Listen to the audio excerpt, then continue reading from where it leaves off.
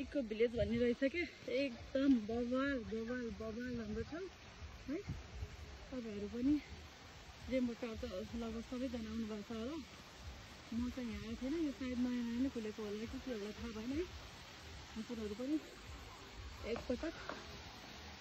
जसरी